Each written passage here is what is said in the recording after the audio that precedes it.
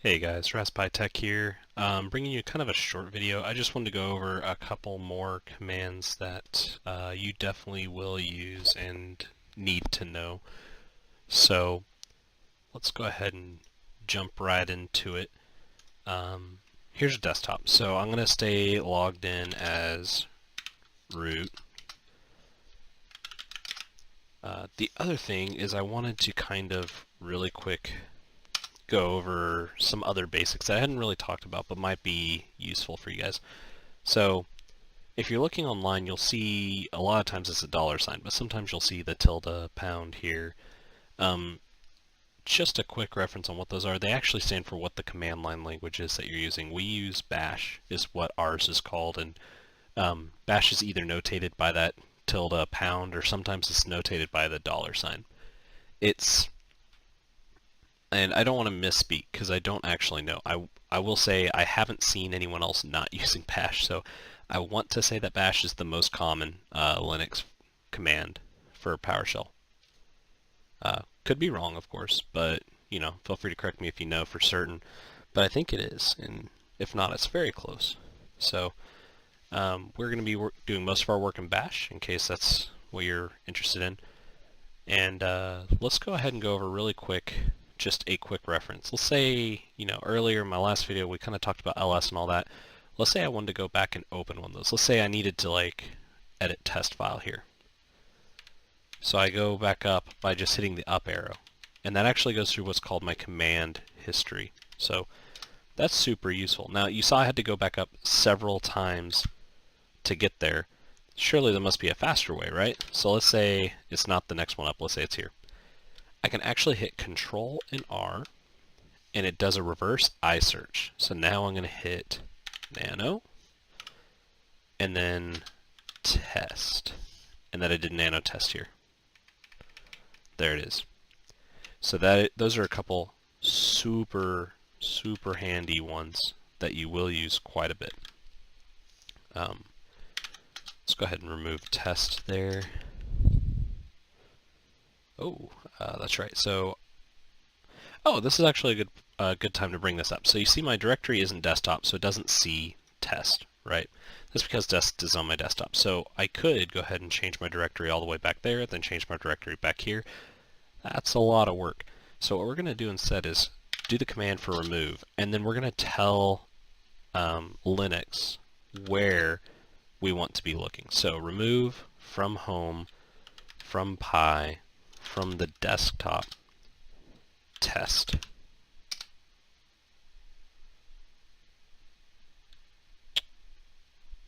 And it did not like that. Sorry, I thought that would have worked. Let me show you real quick. You can actually do that. So if I hit nano test right now, it would actually give me a blank file, which is what it was doing up here.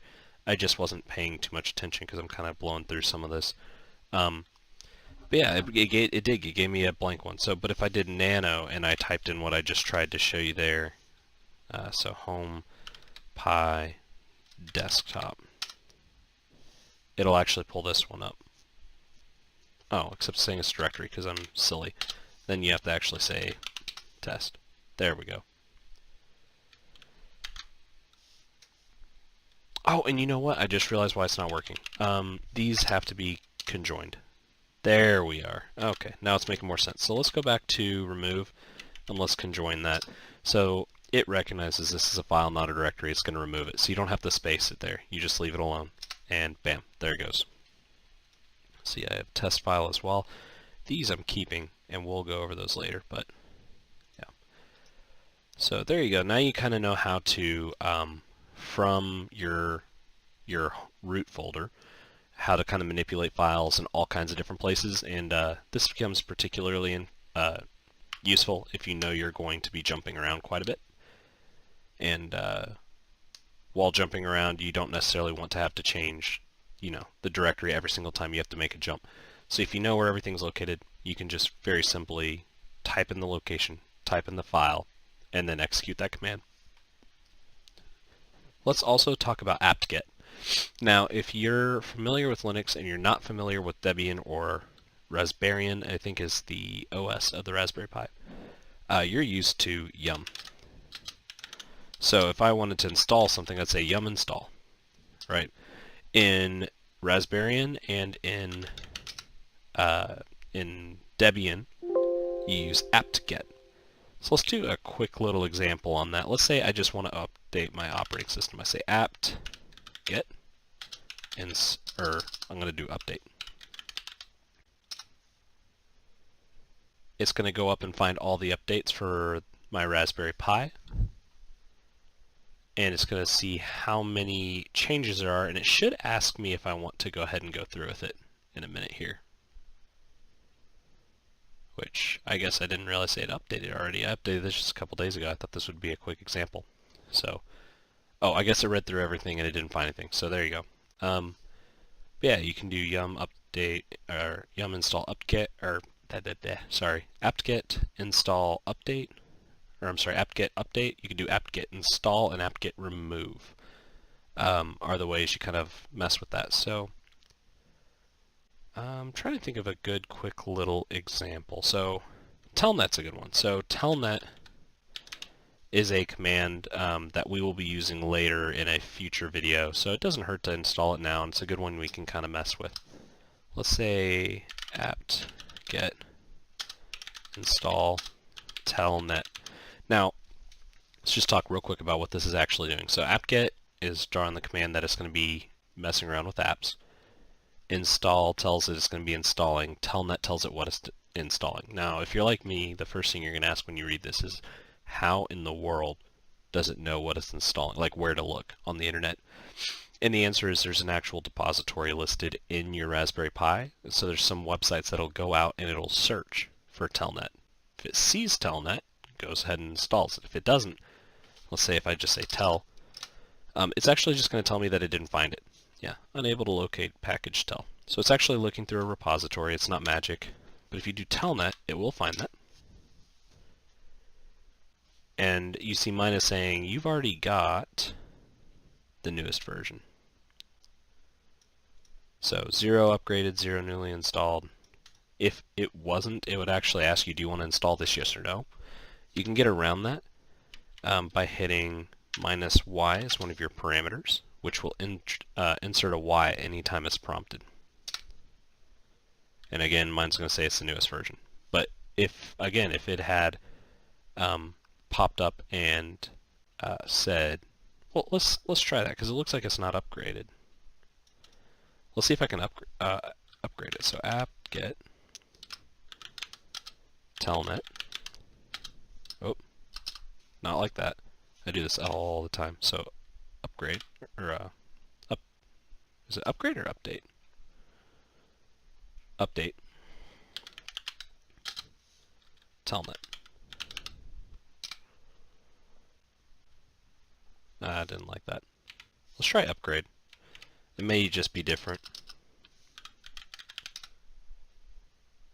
Yeah, so it's going to actually ask, see, it says, do you want to continue, yes or no? So I'm going to say yes, of course, but I wanted to show you kind of a couple things as well as test something for myself. So, of course, if we do -y, that won't pop up. And I'm also going to see if this will work. But remember, we can add this to a file. So let's say home Pi desktop, and this will be telnet upgrade. And I have no idea where that came from, so we'll get rid of that. There you go. Yeah, so now it's running right now, and it's actually going to add this all to a file, which is pretty cool. How neat is that? So that'll just continuously run. Now it's done. We go to look at it, and we can read all that changed. So how cool is that, guys? This is a really good way of logging kind of what the work you're doing. So if anyone asks, what did you actually upgrade? Well, I can send them this file, and they'll see exactly what was done. Pretty cool. So yeah, those are kind of the basic ones I wanted to go over with you just real fast. Was apt-get and Let's talk about one more that I wanted to talk about with you guys, and I'm going to look at my cheat sheet real quick to get it here. I think it's PS, if I'm not mistaken, which I don't see it here. So let's just try it. I think it's PS. Yes.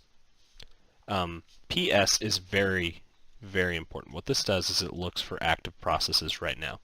So let's say, for example, let's just open up a web browser. That'll take a little bit of time to open up here. There we go. Yeah, it just takes a little bit. If I do PS again, let's do PS minus E. There we go. And now we have Chromium browser. Now, this is kind of where, if you're familiar with Windows like I am, this is essentially Task Manager, but the shell version for Linux. So we're looking at every single process that's running, every single one that's in here. Now, it's very important that you know what you're doing. See, like there's bash in here.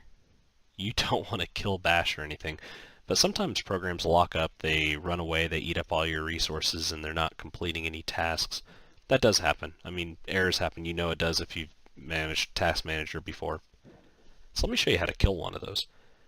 We're going to just type kill, kill, and then we're going to look at what's called the PID, PID, which is the process identification. And that's this number over here. So it looks like Chromium is using all of these. So we need to go ahead and kill all of those. So we're just going to list them one at a time here. So the easiest way to do this, of course, would just be to highlight, copy, and then right-click paste, space. We'll add this one too. And I wish the Control-C, Control-V worked on this, but of course it doesn't, so we do have to do it this way. It's a little slower, it's a little more tedious, but it's also a lot better than having to type each one of these out. Oops. And I almost made an oopsie there. There we go.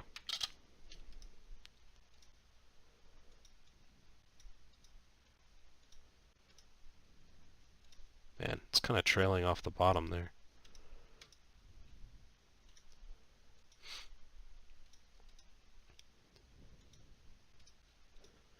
Golly. You'd think I'd learn. There we go. And if we hit enter, it's going to kill all of them. All of them. So you'll notice it's not up here anymore. A little bit easier one, if you kind of want to mess with that, we can do accessories, text editor. Now the text editor in Raspberry, I think is called Leaf, if I'm not mistaken. So if we do PS minus E again, yeah, LeafPad. And it's only got one PID. Browsers are a little weird. They're going to just act a little differently. But if we do kill 12393, there it goes. So those are just a couple extra little things I thought would be useful before we really start getting into it, because we are going to use all of these pretty frequently, at least to an extent, while doing work in the future videos. So definitely take notes of those, and we'll see you next time.